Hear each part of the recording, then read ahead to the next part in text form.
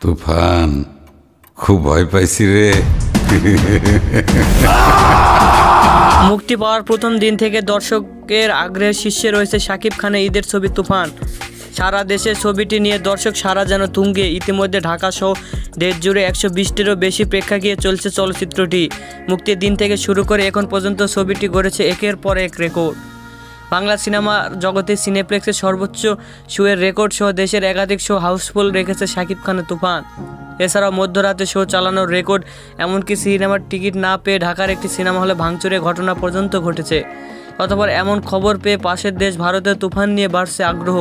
বিশেষ করে শাকিব মিমি অভিনীত এই ছবিটি অপার বাংলায় বেশ আলোড়ন সৃষ্টি করেছে।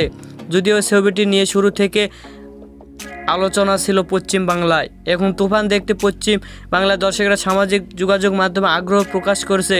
তাই নির্মাতা দ্রুতই ছবিটি কলকাতা প্রেক্ষাগৃহে চালানোর পরিকল্পনা করছে বলে শোনা যাচ্ছে। ভারতীয় গণমাধ্যমের খবর অনুযায়ী তুফান ভারতের প্রেক্ষাগৃহে আগামী 28 জুন মুক্তি পেতে পারে। তবে এ প্রসঙ্গে এখনও প্রযোজনা সংস্থার তরফে কোনো স্পষ্ট ঘোষণা আসেনি।